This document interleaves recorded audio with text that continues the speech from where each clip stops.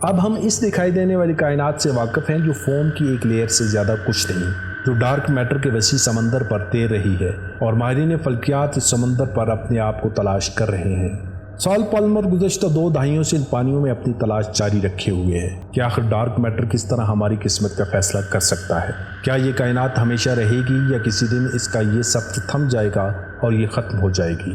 پال نے اس کے لیے 20ویں صدی کے مشہور ماہر فلکیات ایڈون ہبل کے نقش قدم پر چلنے کا فیصلہ کیا، جنہوں نے 1920 کی دہائی میں درجنوں کہکشاؤں کا بڑی باریک بینی سے مشاہدہ شروع کیا، لیکن ہبل نے کچھ عجیب چیزیں نوٹ کی کہ تمام کہکشاؤں کا رنگ سرخ ہو گیا تھا۔ یہ بالکل اسی طرح سے ہے جیسا کہ دور جاتی ہوئی چیز کی آواز کم ہوتی جاتی ہے، اسی طرح جب روشنی ہم سے دور ہوتی جاتی ہے تو وہ سرخ رنگ کی ہو جاتی ہے۔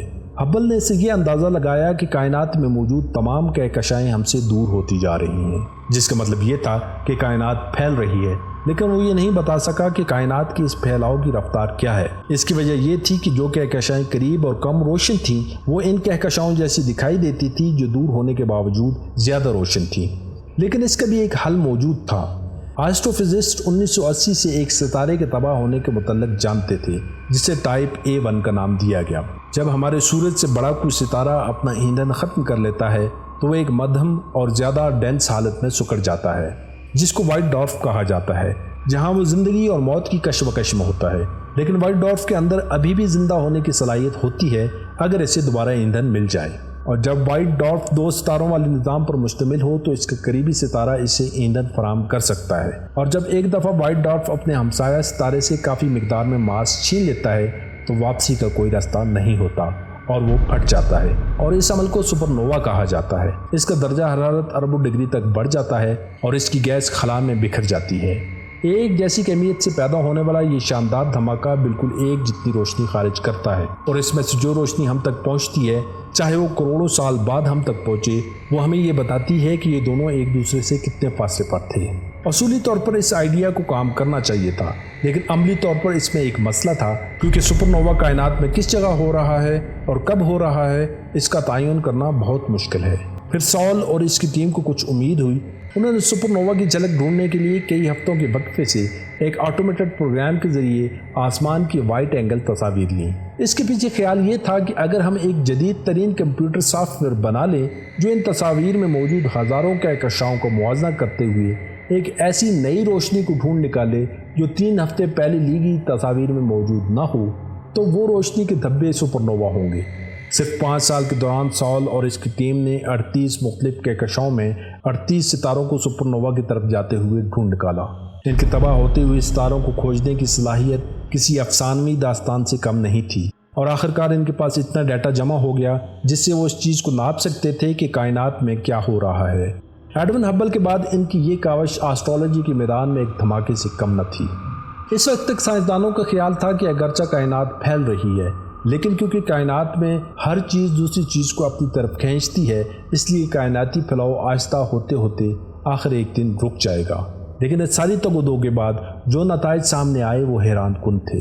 سال اور اس کی ٹیم نے انکشاف کیا کہ کائناتی پھیلاؤ کم نہیں ہو رہا، بلکہ کائنات کے پھیلنے کی رفتار بڑھ رہی ہے۔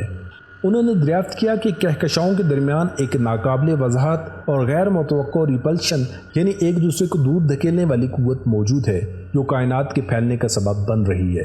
انہوں نے اس قوت کو ڈارک انرجی کا نام دیا۔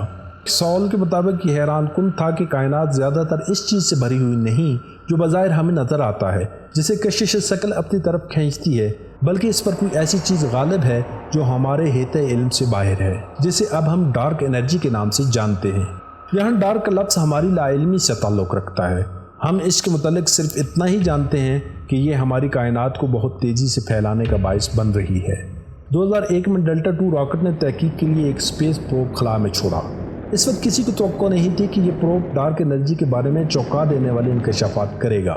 اس کا نام تھا WMAP۔ اس کے کام خلا کی گہرائیوں میں جھانکتے ہوئے ماضی میں ہونے والے اس عظیم واقعے کی دھندلی بازگشت کا مطالعہ کرنا تھا جسے آج ہم بگ بینگ کے نام سے جانتے ہیں۔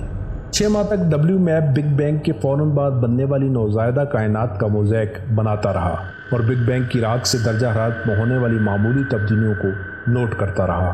ڈیوڈ اور اس کی ٹیم نے دن رات انتھک محنت کے بعد اس چیز سے پردہ اٹھانے کی کوشش کی کہ ہماری کائنات کیسے بنی۔ ڈیوڈ کے مطابق ہماری کائنات کا 5% ایٹمز پر مشتمل ہے، ڈارک میٹر 23% اور حیرت انگیز طور پر 72% ڈارک انرجی پر مشتمل ہے۔ اس کا مطلب یہ ہے کہ کائنات میں ڈارک میٹر کے مقابلے میں میٹر بہت کم مقدار میں موجود ہے، جبکہ ڈارک انرجی کے مقابلے میں ڈارک میٹر بھی ایک بونے کی حیثیت رکھتا ہے۔ کائنات میں ڈارک انرجی کی حکمرانی ہے اور ہر گزرتے دن یہ اور زیادہ طاقتور ہوتی جا رہی ہے۔ سوال یہ ہے کہ یہ پراسرار طاقت اس کائنات کے تمام ایٹمز کو ٹکڑے ٹکڑے کرنے میں کتنی دیر لگائے گی۔ اس اندھیرے میں جھانکنے سے ہم کائنات اور خود کو دیکھنے میں انقلاب لا رہے ہیں۔